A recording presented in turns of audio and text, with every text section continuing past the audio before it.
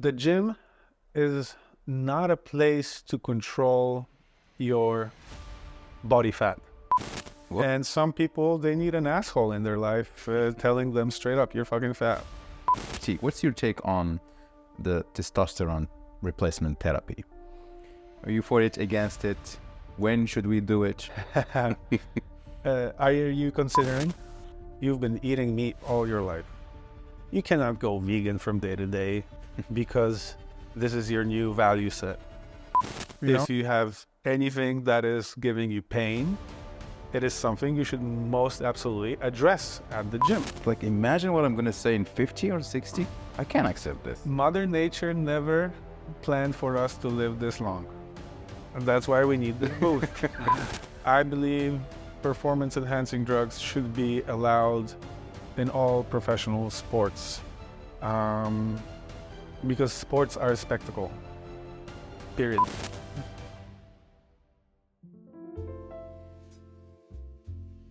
Today my guest is Michal Alster, an intrepid adventurer and entrepreneur. Born and raised in Warsaw, he had the crazy passion for sports, or extreme sports, I'd say, and he turned this passion to a very successful catering business, KickFit. Today, he's gonna tell us all about this story, and I can't wait for you to enjoy this episode. Michal, how are you? Good, Welcome sir. to the show. Thank you for joining us today. It's an honor to have you. Thank you for having me. I hope to Deliver the... deliver. I hope to deliver. You delivered my food already today, the KickFit. That's why you're so sharp and agile today. Exactly. So if someone click on this podcast today and we have to convince them to stay and listen to us, why should they stay? They should stay because you're going to do a great job editing the reels, making the abstract. It's going to be the bait. Okay. But I hope to inspire your followers, your The audience. audience, our audience, on why they should take care of their health and why it's fundamental to their well-being. Maybe our discussion will illustrate how I was successful convincing you to take better care of yourself, and I believe it's been it's delivered. You delivered. Yeah. Beautiful. All right. So, as a former athlete and a successful entrepreneur right now, Thank you. Thank you. how did the competitiveness of sport influence your approach to business? Sports and business are measurable. There's always a score. Somebody's keeping it. The referee, or you yourself deep in your heart. So I believe it's fair to say that this competitive behavior is characteristic to my approach with which I look at things. And I try to measure my athletic performance with many indexes. And at KickFit, my business, I also look at different performance indexes. Of course, the bottom line, your profit is the most important one. But you can measure your customer satisfaction in different areas, and that's something I believe we've been successful doing. Looking at different areas in which our service, again, delivers, because it's more than just food at your doorstep in the morning. It's the overall satisfaction with the KickFit experience. So what actually inspired you to start KickFit? When did you start becoming it's back in the days, because I remember the restaurant first. Is that correct? That is correct. That is 2014. And it's been absolutely accidental. It's never been planned for. The catering service is a, how you say, spin-off from the restaurant business. And the restaurant business failed, actually. So our catering service has grown from a failed business idea. Our common friend, Stanisław Bonton, has inspired me to dive into the food industry. That's actually how it all came to be. So why do you think the restaurant failed? And what are the lessons you learned? Because, we say failure is the best teacher in life. So why do you think that business failed? And what did you learn from that failure? Objectively, it failed. It's no longer here. It didn't last. It was not profitable. It was a learning ground for everything that I had to experience to set up the catering service. If it wasn't for the restaurants, none of the things that took place would allow for KickFit Catering today. Okay, so what inspired you to do this spin-off, to do this switch? The spin-off was absolutely organic, if I may. Our clients who called daily for their lunch service, they were very frequent, daily. They were daily customers. And at some point, we could not deliver to them on time due to high traffic.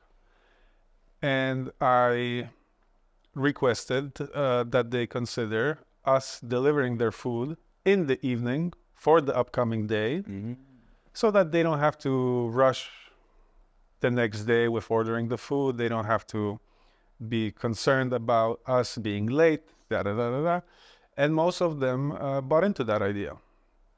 So we started delivering their lunches, not at the lunch hour, but the day before, in the evening. And that's really how it all came about. Just sending cold, because it was cold, food to our clients to reheat on the following day. You once said, I don't imagine an Italian guy sitting eating from a box. And that hit me so hard, man. I was like, damn, Moroccans too. Everything about our culture is about food and sharing a meal. So the aspect of sitting there and eating your food alone is kind of depressing, for a Moroccan guy, from a Moroccan perspective. So I was looking like, okay, what can I do? I'm in the restaurant and I start my work, after the gym, which is around 1 p.m. or maybe 2 p.m. So first, yeah, well, it's not very traditional. Leisure class hours. No, man. But I do finish around midnight, so okay. Because that's when I'm most productive. So the morning I read, I go to the gym, and then at 1 p.m. I'm ready to rock and roll. And so I needed to find, something that fits. And I remember I hired this girl, and I tell her, look, you have to, to prepare this for me, this, and she would bring the food every day. But it was just like so daunting, man. It's just like the logistic was just too much. Sometimes she's late, and I'm late to eat my food. And that's when I start Googling and I start having these catering companies. I have to say it was horrendous at the beginning because it was not consistent. The food, it was like sometimes it's good, sometimes it's bad, until I got two companies suggested to me. And since then, I never switched. So I think it's been, 5 or 6 years? So, yes, sir. You're welcome, by the way. Where's my discount? So my question is this. These catering companies, they cut corners or costs because they are like kind of mass production. And they don't care about the ingredients or the small details that goes into the food. So how do you do that while staying profitable? Why you think you have good food and it's working? That is a build up to your question. And I can attack your question from many angles. Yes, here in Poland, the market for this kind of service is the biggest maybe in all of the world, because pre-cooked food delivery for reheating in United States, fresh food delivered daily, such service does not exist. Not a big commercial business. There are companies, multiple, who deliver food twice a week in bulk, in dried ice. So it's preset for freezing, continuing the freezing, not refrigeration, but actually freezing. And it's not a variable menu that changes day to day. You actually can buy your chicken teriyaki in bulk, 10 units, drop it in your freezer. And like you recalled our conversation when I told you that in my belief, there is a cultural predisposition here in Poland for such service to flourish, because we do not celebrate eating in the same way as many cultures do. We don't have siesta time. We don't have the ocean or the sea with the fresh fish, with the richness it delivers. We are this up-and-coming society, ever-growing middle class, non-present in the 80s. So we're all, new to the capitalistic realm, to money. We all want to be fit. We all want to have a six-pack. We all want to have we all want to lease a BMW. And being fit and healthy is a high priority. Look how many gyms. Look how big is the fitness influencer space. Look how little people actually smoke and drink. Go to Lisbon, all the youth is hashish, it's flying, yeah? little tobacco, and not as concerned about their Health. It's actually something more to the surface, not as deep. It's the looks at first, and the health is secondary for many, I believe. How I observe the people training at the gym, it's not for longevity. It's for the biceps, For the summer body. For the summer body. For Mykonos. So the market is huge, and there will be premium services and mass market services. We are niched in the premium segments of the market, delivering values which other companies have no concern about, period. So I appreciate your warm words, saying that we are the best catering service. For those who seek those values, we are. And our values are mostly around nutrition and quality. What makes KickFit special today? Because I see millions of catering companies and some cook better food than we do. Okay, fair enough. And I can I appreciate the honesty. I can name a brand or two No or names. three. They have to be sponsors. No names. Okay. They make fine dining. Okay. I think I know which one. I tried them. You remove the food from the box. You would add a silver fork and knife, and it's fine dining all of a sudden. I do that with my plate so I can feel the Moroccan I know you like experience. I know you like to experience your food with the celebration. Yeah, exactly. With music in the background. But our competitive advantage is that we can make your meals tailor-made, period. This episode is sponsored by Meknes, a brand where Moroccan craftsmanship meets modern luxury. For our Warsaw Confidential listeners, you can enjoy 15% off your purchase by using the code Warsaw15 at checkout, meknes.com. Thank you for supporting our show, for listening, watching, and subscribing. I feel like a little bit overweight. Summer is coming, and I want to look fit as fuck for it. What would you advise me and tell me? What are the steps, like concrete steps? I know there's millions of advice, but I know you helped me because I was actually out of shape because I broke my ACL and I was depressed. I was just like, again, there's no formula that fits all. So in my coaching, when I try to help somebody on how to fulfill his summer dream, I have to query, I have to make a little asking to see what's stopping us from being at location, at the top.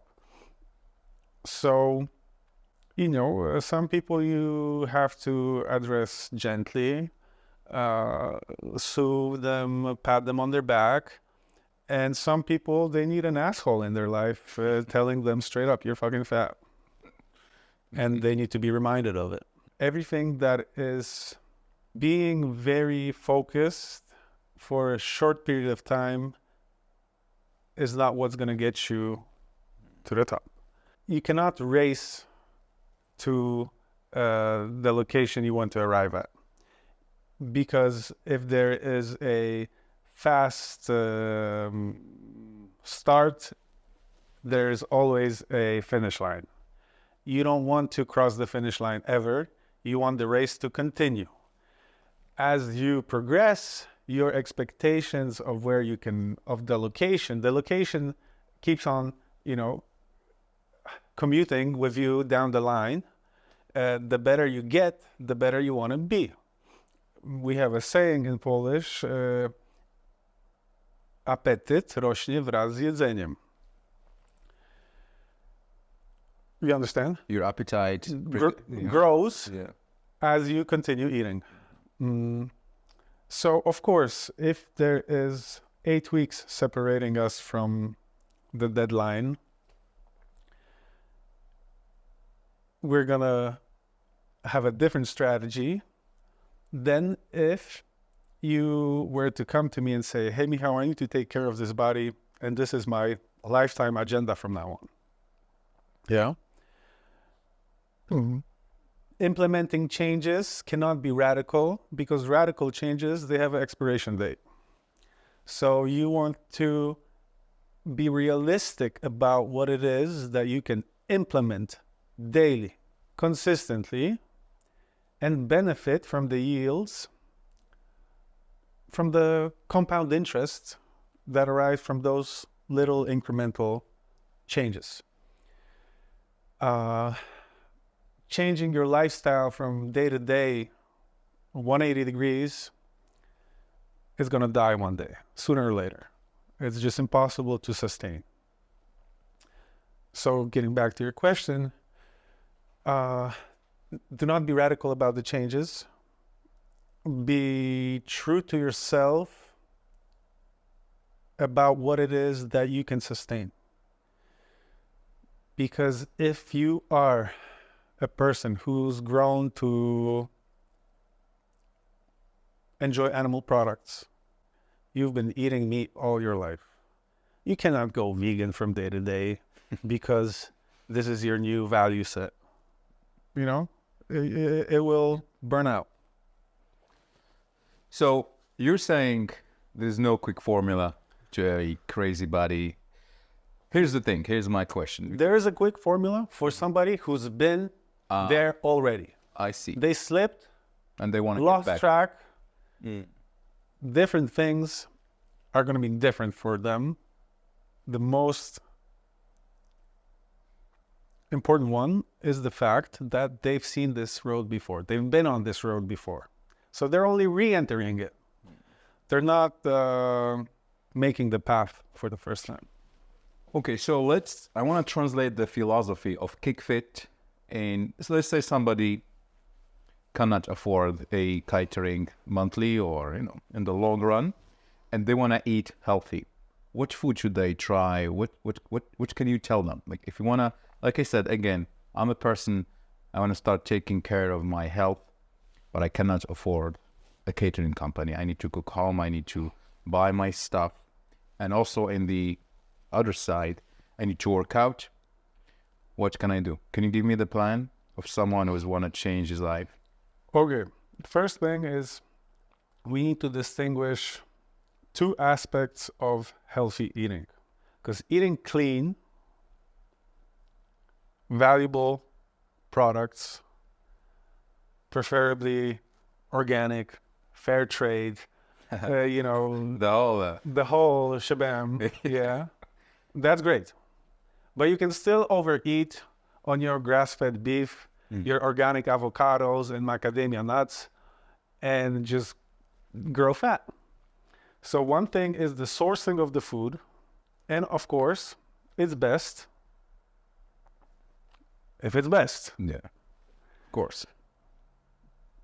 But I oftentimes repeat that had I had the opportunity to customize my McDonald's sandwiches, I could fix my summer body at McDonald's.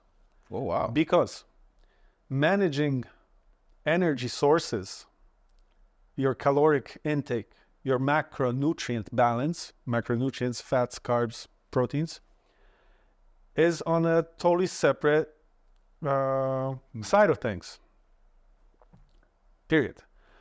So eating clean and eating wisely from an energy perspective are two different things.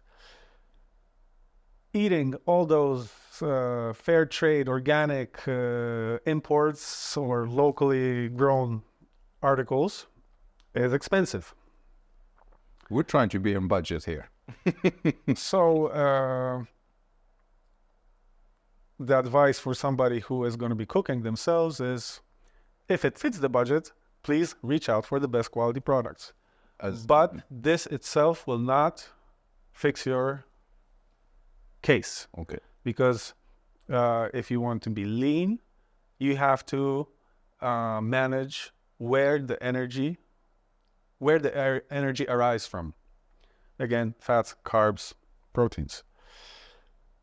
So learning the mathematical aspect, and it's simple algebra, of managing energy balance is key to your summer body. If you don't understand the mathematical aspect of nutrition, you are wasting your energy on... You're wasting your wasting time. energy. So tell us more about that. So I don't understand nothing about carbs, proteins, and what's the most simplified way that I can understand and I can apply it to my diet? The most simple way to think about it is, let me offer such explanation. Proteins are to be considered not a source of energy, but a building block. Every cell of your body, hair, your retina, your fat, your muscles, your heart, your liver, your bones need amino acids. Period. That's what they are made of. Those cells are fueled with fats and carbohydrates. Fats are essential, period. Your cells do not function without cholesterol, do not function without fats. Carbohydrates are not essential. You can live without carbohydrates. This small amount of carbohydrates that your brain actually needs, you can manufacture this glucose yourself from the other two macronutrients, protein and fats. So the key takeaway here is that you will always need protein, and you have to set your quota based on what you believe, again, because nutrition is much like religion. Some people believe it's 2 grams of protein per pound of body weight. Others think something else. I don't want to take a voice on what it is, but it's common that everybody understands protein is your building fundament. Carbs and fats, again, your preference, your taste preference on what kind of food you like will determine whether you will be leaning towards fats or carbs. Which route you take is up to you, really. However,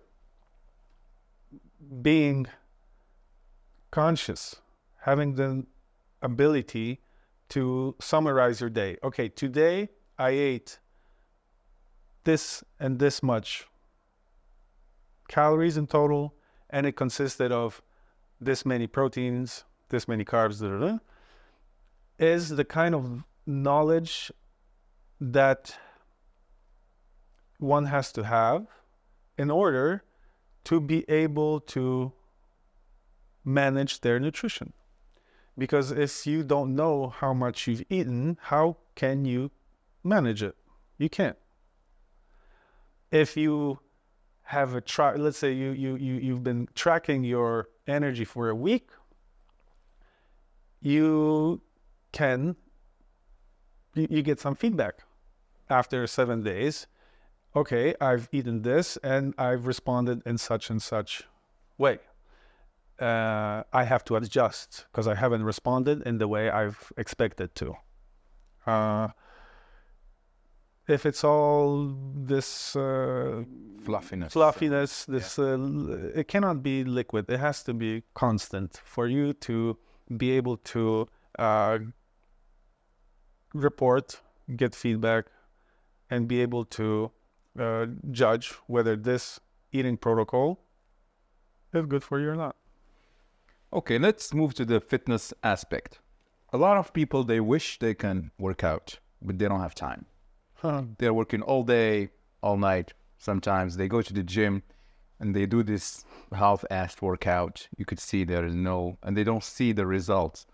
What's the fastest way or workout I can do to achieve maximum results?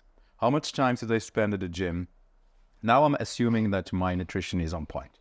I'm cooking at home, I'm getting your food. What type of workout can I do daily or maybe 3 or 4 times a week that can deliver concrete results? The gym is not a place to control your body fat. Whoa. I know this is surprising. The place to control your body fat is the kitchen. 1 hour of your time at the gym is an expenditure of, on average, let's say 500 calories. And you're not being lazy. Like with it this hour. You're You're pushing it. Your style. But you're pushing it. you can stuff your mouth with 500 calories with 1 spoonful of peanut butter. So your 1 hour investment can be absolutely demolished with your extracurricular activity beyond your KickFit set. Milk. Yeah. So the gym is the place where I would like it to be bodybuilding, giving impulses to your body to grow more muscle, to work with your contusions. If you have anything that is giving you pain, it is something you should most absolutely address at the gym. Damn. Because every aching knee, shoulder, whatever you're dealing with, needs a therapeutical kind of strength training, most likely. If your back hurts, it's very possible that it hurts because you don't have enough muscle around it and it's weak. So the gym is a place where we really want to spend our time wisely, because running on a treadmill like a hamster is not going to get you far in terms of your summer body. And I observe a lot of people wasting time at the gyms. Most of the people I see at the gyms, and I've been a frequent Gym goer. Gym goer since ever, is that people waste their time at the gym, and I have lots of empathy because I see how they are strong-willed. And they want to achieve something. You could see they're trying. And they're consistent. They show up every day. But the time investment in the specific activity they engage in is not appropriate. I always think that other way around. It's not only the hour at the gym. It's the 10 minutes you spent motivating yourself in the morning to go there, making a commitment with yourself, okay, I will go to the gym today. Then it's the time you spend driving there, the time in the changing room twice, going back home. So the time investment is really much greater than what you spend on your elliptical machine. Keep that in mind. So for all, young, old, male, female, bodybuilding, developing your strength, because your strength is the most fundamental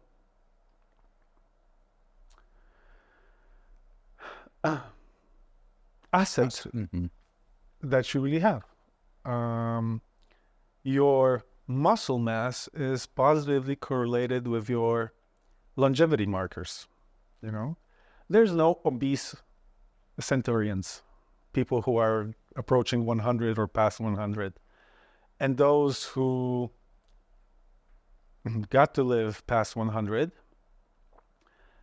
their muscle mass as a percentage of total weight is very near to what it is for me, actually, or for somebody else who is fit.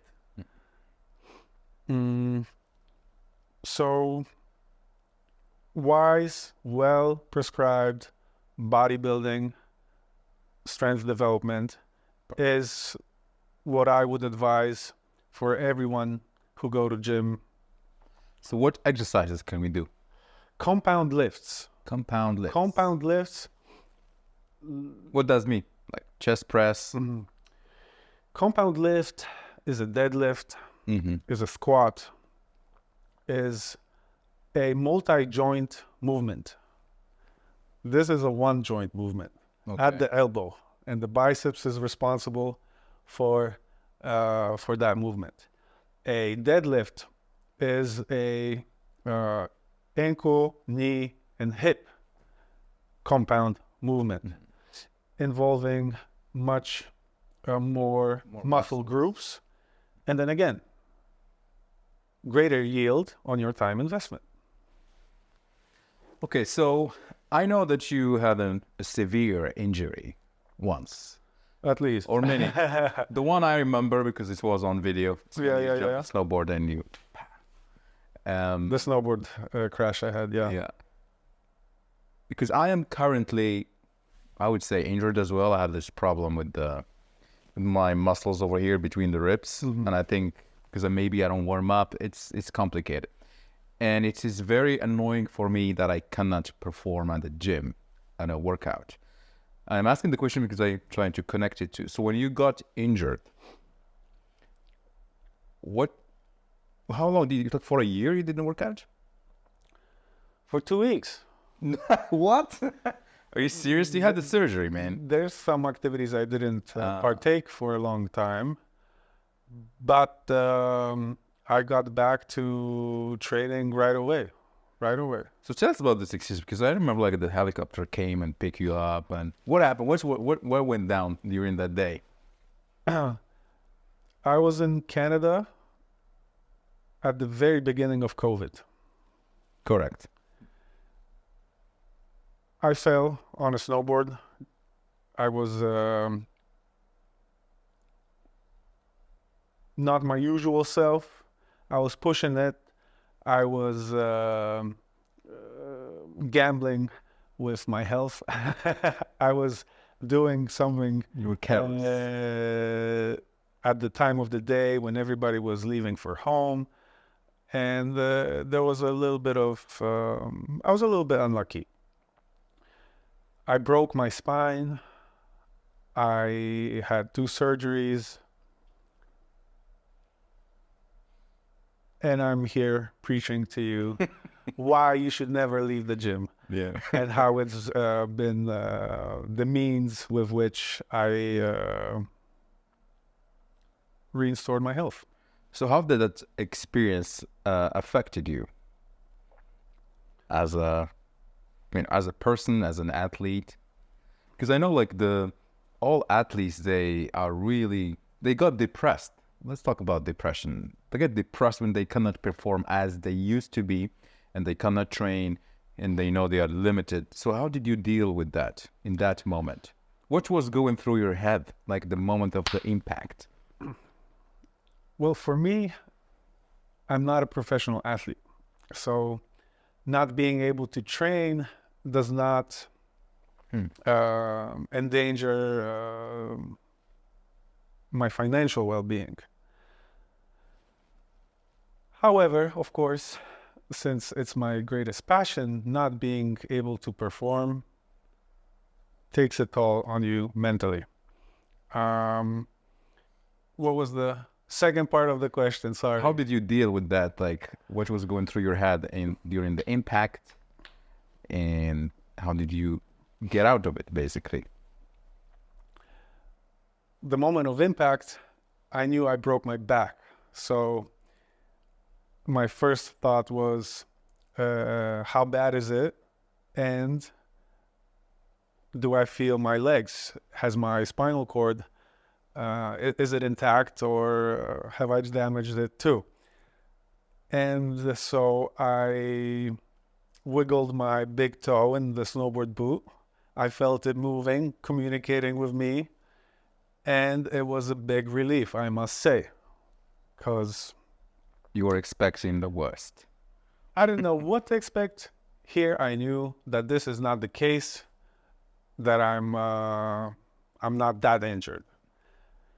However, because I couldn't really stand up, I couldn't move without extreme pain, I knew the back is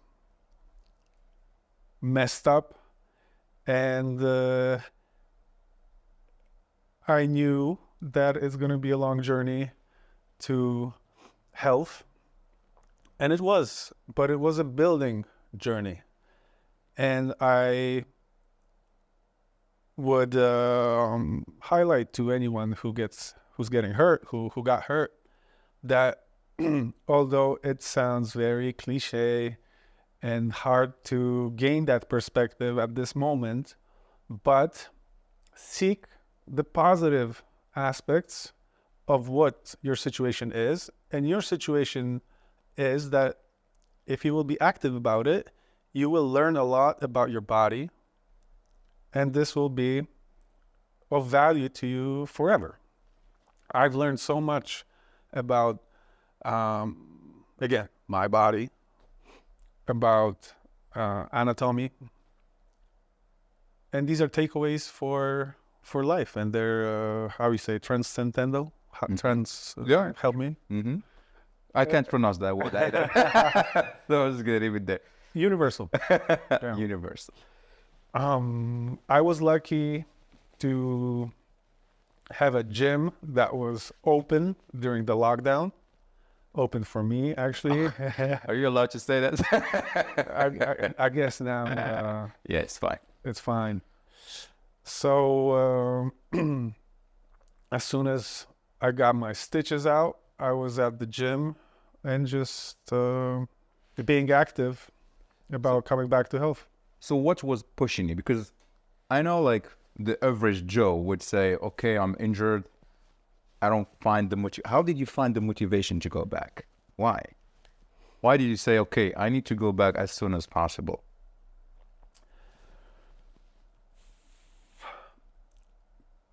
More than 10 years prior to that accident, I had a car crash. And that was at the time when actually I competed as a snowboarder. So I had the experience of rehabilitation from the past, which was of value to me at this time, because I knew that it's a process, that the process is painful, sweat, blood, and tears. But if you put the time investment, again, it will Deliver. It will deliver. So I knew what kind of work had to be done, and I knew that I can be successful at this work. Somebody else would have had a more difficult time because so many uncertainties. And I was able to manage this uncertainty with this great belief it's going to all come to place sooner or later. I didn't have a time agenda. I wasn't limited by anything. In fact, I had all the time in the world. And with what I do professionally, it's also been helpful because not only the proper nutrition, which is essential if you are dealing with contusions, with any workload that relies heavily on your body, its ability to adapt, but also the different people and connections we have at KickFit, specialists in their field of expertise. So I was able to collect from different people little inputs, and it all contributed to a fast recovery. Okay, so did you have to take some extra things like I took extra everything. So because I want to venture in that space, which is the supplements. I also want to talk about TRT, your take on that. Because we know like on the internet world, there's a lot of bullshit going on. You have to take that, take this, that, fat burner, this, it's especially in the fitness and the wellness realm. It's so confusing. It's madness. And what are for you the most important supplements that one should take to enhance their fitness performances? Supplements that you live by or you cannot live without. Good question. It's a supplement I actually don't take because I rely so heavily on meat, on red meat in my diet. But creatine, The creatine. is the most researched supplement there is. And the research highlights its effectiveness on strength development, period. So for somebody who is bodybuilding, girl, boy, I would recommend taking creatine. Creatine. What else? Creatine, we got it. And then proteins. What's your take on protein shakes? Because I know there's like a lot of two schools maybe. Some people, they say no, you should only rely on meat, like natural proteins. Some they say no, you should supplement with this. I believe it's crucial. Everyone knows their protein quota. How many grams of protein daily you should consume to achieve your goals, whatever those goals are.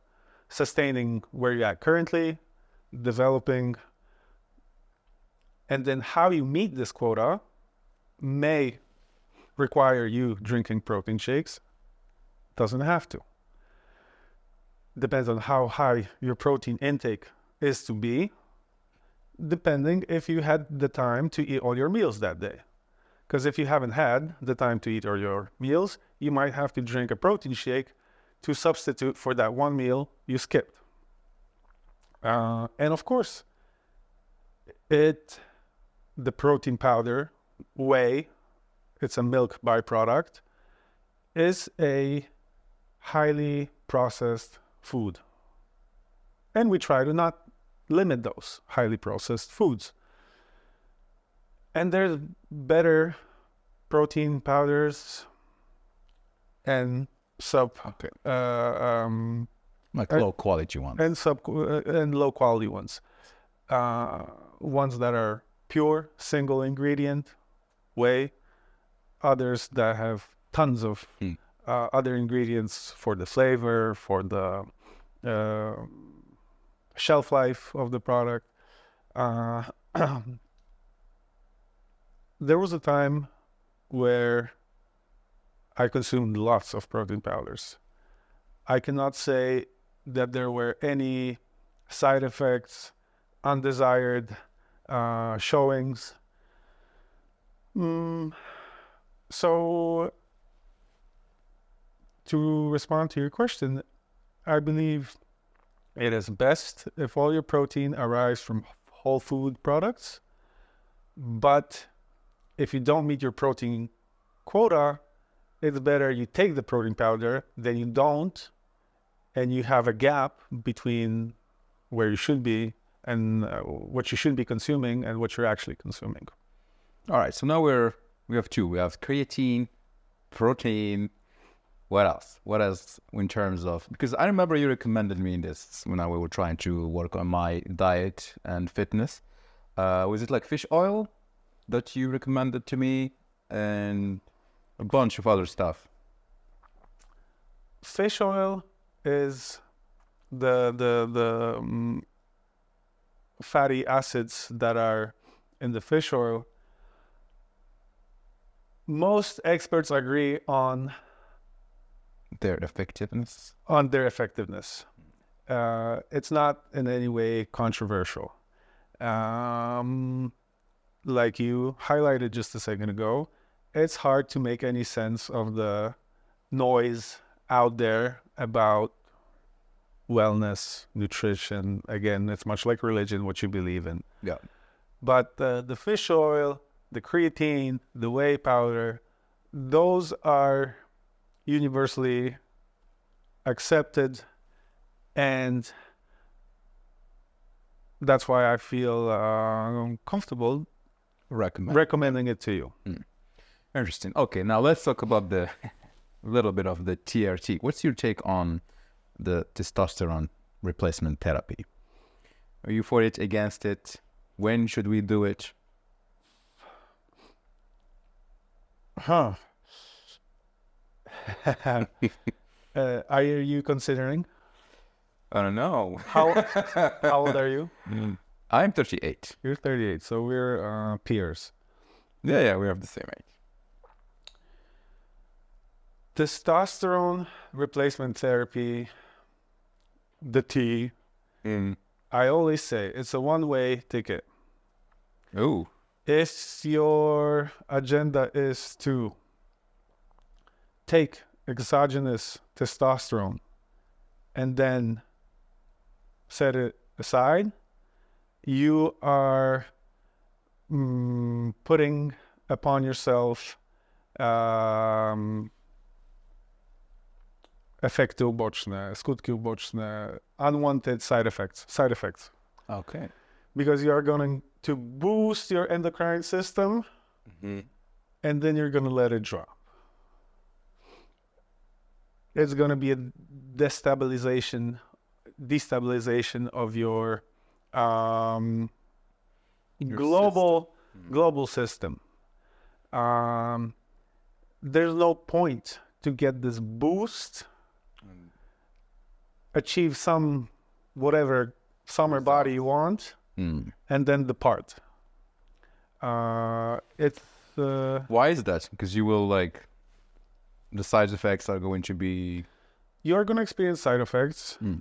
What if getting that beach body is not your payday? Is it's something you want, but you don't have to have. No. It's not about the beach bodies, because the people I know who taking them, they are in their 40s, 45, and it's. If it's for your vitality. Yeah.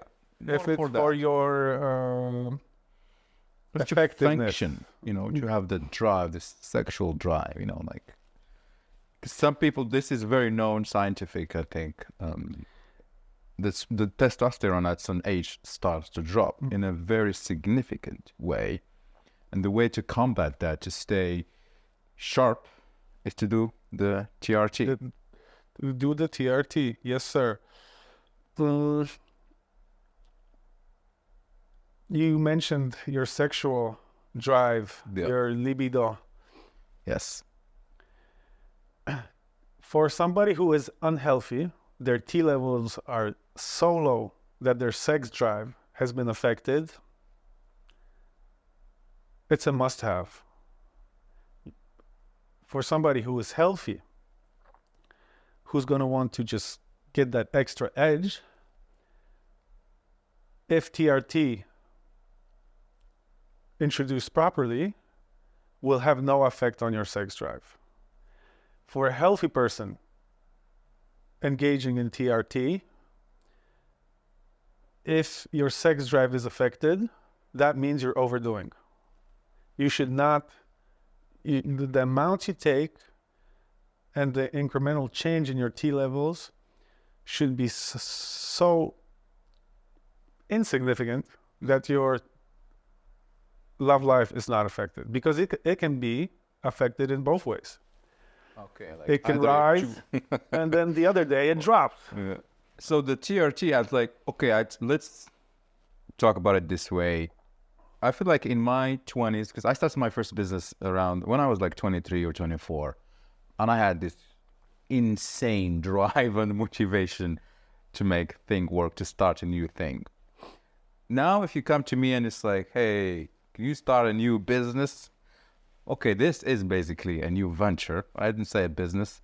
And I'm like, oh man, the business plan, this, that. I feel like I don't have that craziness anymore, the drive.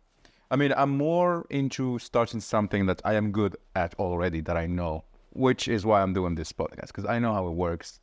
It's more of an enjoyable process for me. But I would never go back and start a new company and, the business plan. I'm like, I'm done. But then at the same time, there's this voice is saying, well, get some TRT. Because maybe you don't have, your testosterone levels are dropping, maybe. And I do check myself, and they're like normal levels. Nothing crazy. I think they are in the Life is too short to be in the average. But then again, you're like, well, I've lived my life, as a, how you call them? High achievers? High achievers.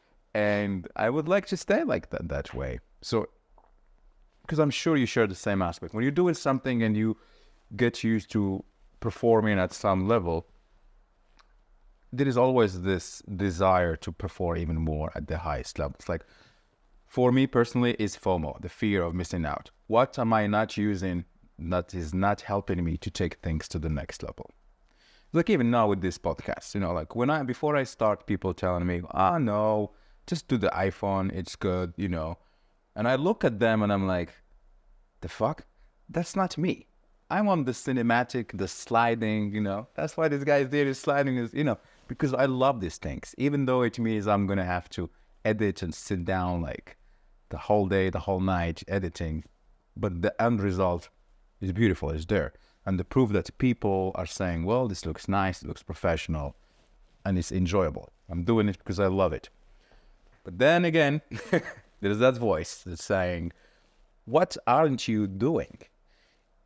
And I'm not going to lie, I see these people on social media, unfortunately. They look 45, 48, 50, and they look jacked. And I know they are on TRT. But then I'm trying to control myself to not go there. How do I fight with this devil voice and the angel voice? You don't fight it, you manage it. Good answer. You find your middle grounds. You want to look healthy and fit when you're undressed. You don't want to look jacked in your t-shirt because that's just not... it's not who we are. That's not who we are. Yeah, you gotta wear the suit, man. You gotta be able to look good in this without too many tailor adjustments. Yeah. I don't want you to think that you're missing out on something. But then again, I think you are missing out on something. Why? Because you are on TRT? I've been on TRT for a long time now. Okay. How long? 8 years. Wow. That young you started? I was 31, yeah. But why? Because to enhance your performance or? To be able to put a greater toll on my body. Mm-hmm. To enjoy all the benefits. And I was lucky to have a good introduction to the TRT, good relationships with people who inspired me on how to move in this realm, not to experience any side effects. Never ever. I see, yeah. Well, you look good, man. Thank you. I don't see any hair falling. No hair loss, and you can tell I would be I would be concerned about losing my red locks. No acne. No small balls. I can't confirm that, but... no mood swings. That's important, yeah. I don't call my mother to cry out. You will experience not a boost of motivation. You will experience that you can sleep 7 hours and feel like you've slept 9. Interesting. You will enjoy different subjective experiences, body experiences, and those in consequence will make you boost your motivation. I see what you mean.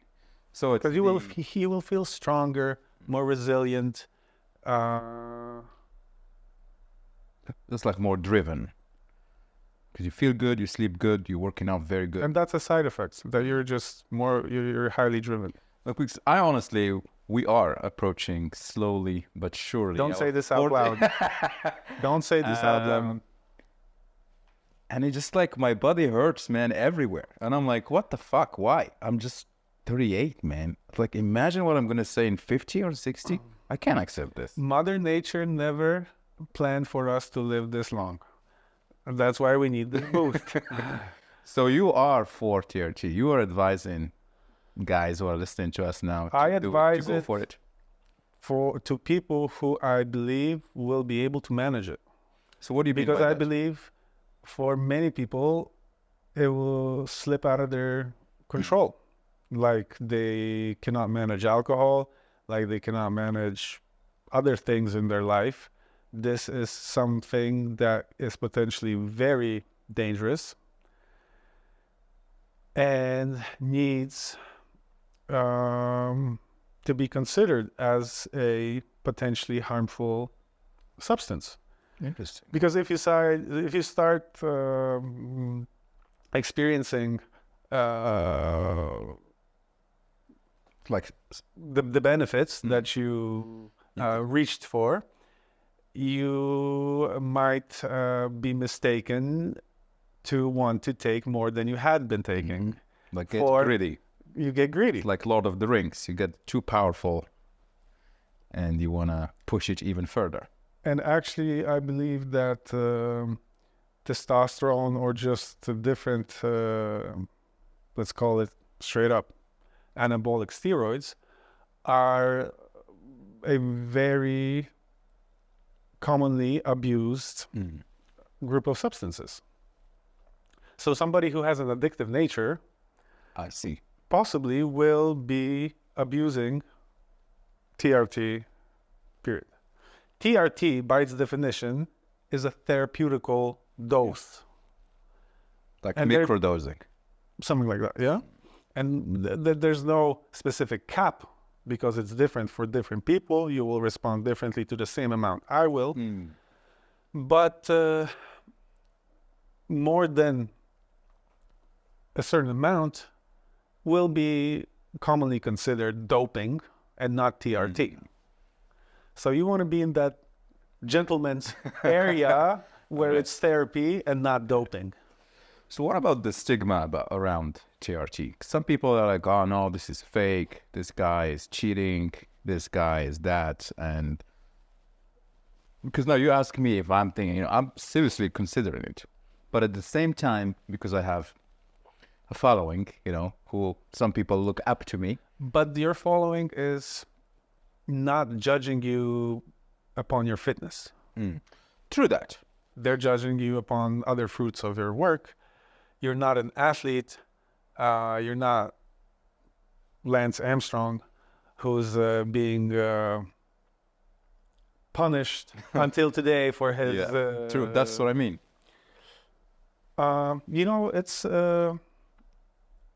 It's a matter of philosophy. I believe athletes should be allowed to use performance enhancing drugs because athletes are delivering entertainment to us spectators. Yeah. The spectacle is going to be better if they are allowed to use PEDs. They are using PEDs anyways. There's a huge business aimed to allow athletes to be clean during the day when they need to piss clean. It makes them less healthy than more healthy to take PEDs at certain time, drop it, clean out for the competition day. It's like Actually, one of the founders of Napster, I can't recall his name. Okay. He is offering, he's selling this new sports happening. It's called the Enhanced Games. Wow. During the Olympics in Paris, they are going to make a competition that allows... I wrote that, like I see. All the athletes are free to dope. They are claiming they have a athlete, his name is unknown, who will beat the world record 100 meters race. I believe this is going to be a more interesting show. Athletes who will be able to take performance enhancing drugs will have a longer career. Period. So for UFC fighters, they reach their peak mid-30s. Yeah. They all could fight longer if they were able to take different substances that they're not. They could potentially go into their 40s as professional athletes. So, yes, I am Advocate of TRT. advocate of TRT. I believe performance-enhancing drugs should be allowed in all professional sports, because sports are a spectacle. Period. They are to deliver entertainment. The show would be better if they were all on high tees. However, I communicate about the different dangers that arrive potentially from misuse. So when you say it's like a one-way ticket, like if you start TRT, it means you can never stop? It's not that you cannot. You will not want to, and it, I believe, will be better for your longevity if you don't stop and you responsibly continue to use, you continue to regularly monitor your blood and implement it as your routine. But it's quite the investment, isn't it? If you are going to do it for the long term. The substance itself is not an investment at all. The tea. The tea is a drug in the public domain. There's really no intellectual property in possession of any pharmaceutical company. It's cheap to produce. Okay.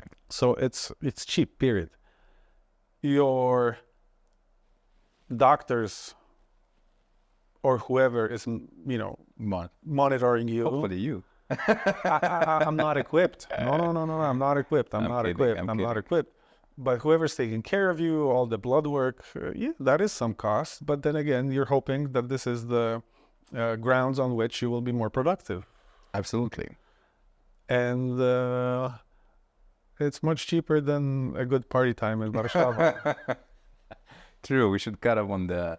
Well, that's been an interesting conversation. Michal, thank you so much. Thank you for coming here. Any parting words, any advice to our listeners? I advise everybody to monitor the Warsaw Confidential podcast. That they do. Because we are expecting it to burst. Absolutely. In popularity. And I'm very thankful for allowing me to be one of the Thank you, man. first guests on the show. And hopefully we can have you more, as a regular guest. Huh? I will work on my English, make it more agile. We can do it in Polish next time. With your friend? No, with me. Tak? No ja nie wiem, czy twój polski jest gotowy. No tak, a ja rozumiem prawie wszystko, ale... Rozumieć to rozumieć, ale jeszcze musisz przeprowadzić wywiad. Tak, ale będzie. Super, thank you, sir. Thank you for tuning in to today's episode of the Warsaw Confidential podcast. If you've enjoyed our journey together and wish to support us further, please consider subscribing to our podcast and leaving us a review. Your feedback not only motivates us, but also helps in growing our community. As a token of our appreciation, we've partnered with Meknes, a brand where Moroccan craftsmanship meets modern luxury. Exclusively for Warsaw Confidential listeners, Meknes is offering a 15% discount on their exquisite collection of leather goods. To claim your piece of luxury, visit meknes.com and use the code WARSAW15 at checkout. Thank you once again for supporting both the Warsaw Confidential podcast and Meknes.